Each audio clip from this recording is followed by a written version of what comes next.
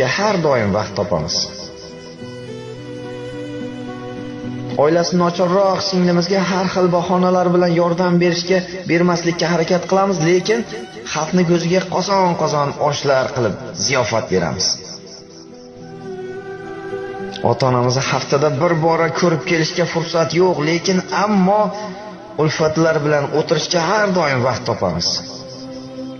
Nega?